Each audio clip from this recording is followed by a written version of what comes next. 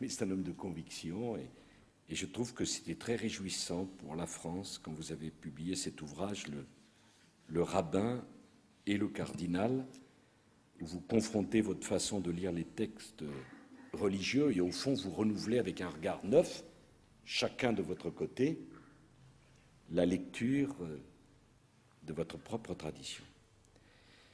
Monsieur le grand rabbin, vous dites parfois que la force d'une religion réside dans sa capacité à donner à penser et non pas à convaincre, et donner à penser même à ceux qui ne croient pas. C'est une très belle phrase qui devrait inspirer beaucoup de gens.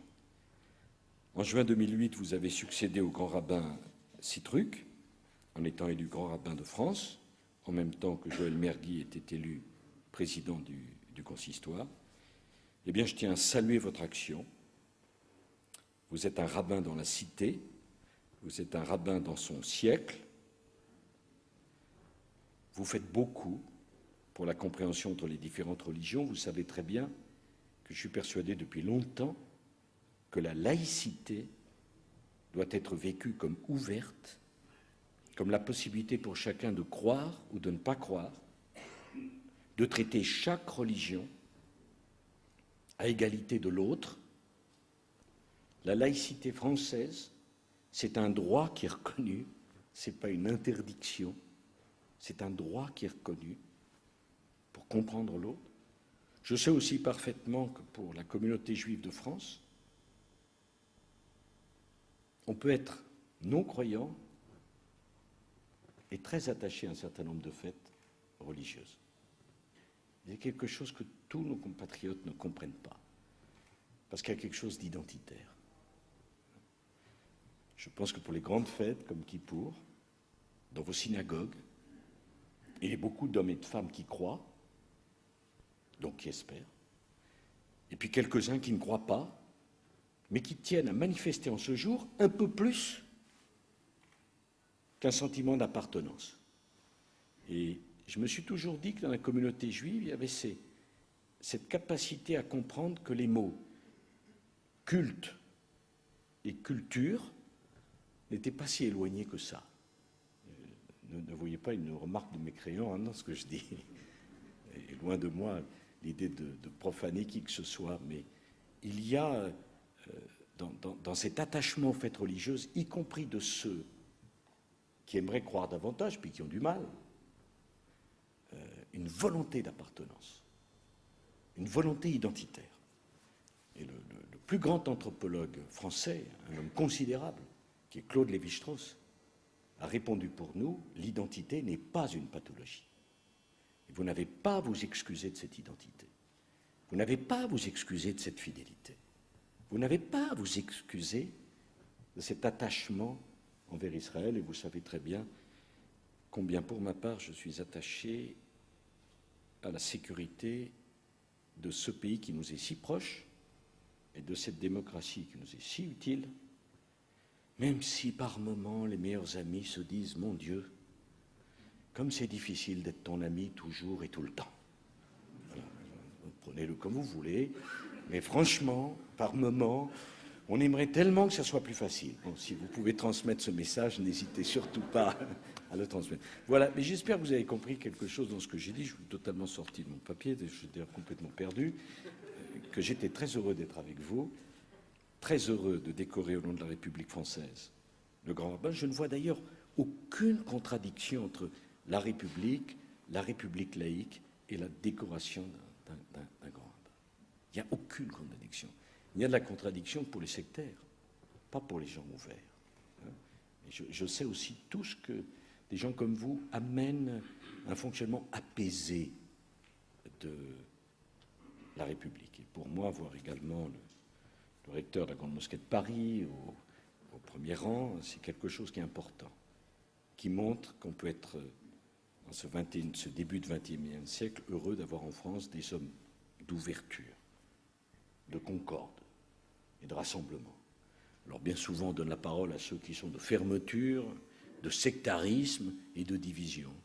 Mais enfin, profitons-en, puisque nous sommes ensemble, pour nous réjouir que la République puisse décorer un grand rabbin en présence du recteur de la mosquée de Paris. du cardinal Barbarin et d'un certain nombre d'autorités civiles, militaires et religieuses. Puis je voudrais faire un petit message personnel pour Simone Veil, pour lui dire que j'avais remarqué qu'elle était là et que par discrétion, je ne lui dis pas tout ce que nous pensons tous d'elle. Merci.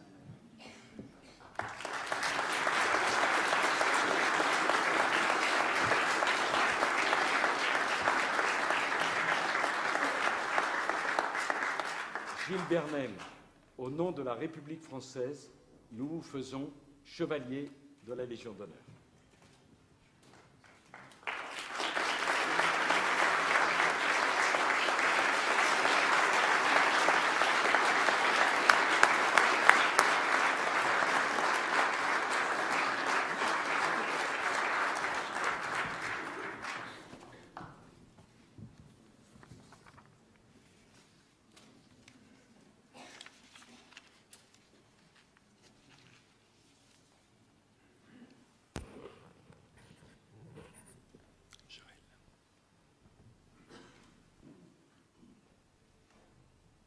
Avec l'aimable autorisation du président de la République. Je ne vais pas le dire non.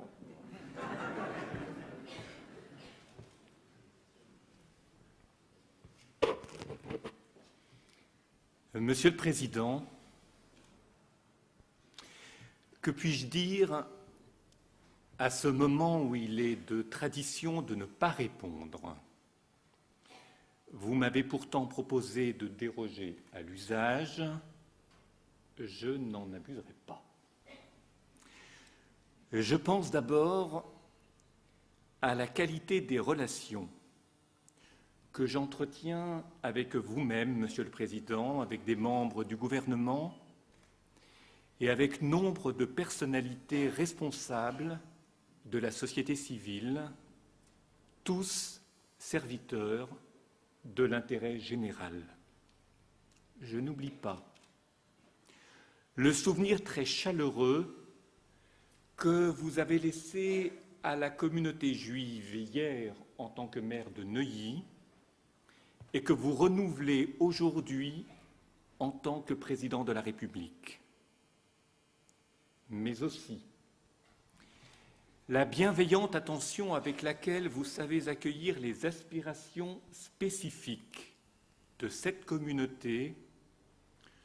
Je suis sensible à l'idée que vous faites d'une communauté juive capable du vécu social, intellectuel et religieux auquel tant de juifs discrets mais exigeants aspirent.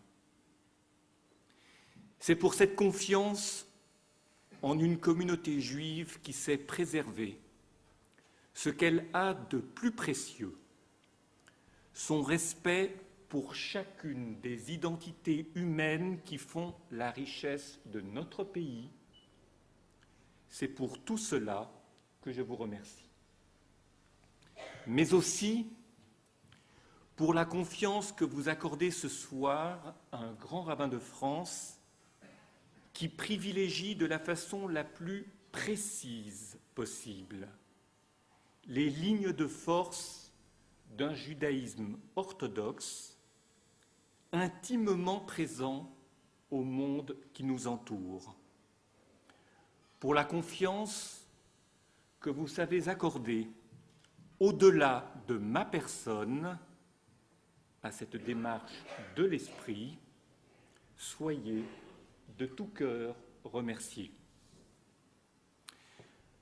Devant la difficulté de dire quelques mots en une circonstance si étrangère à celle que je maîtrise habituellement, je n'ai rien trouvé d'autre pour m'aider que de rappeler cette phrase du Talmud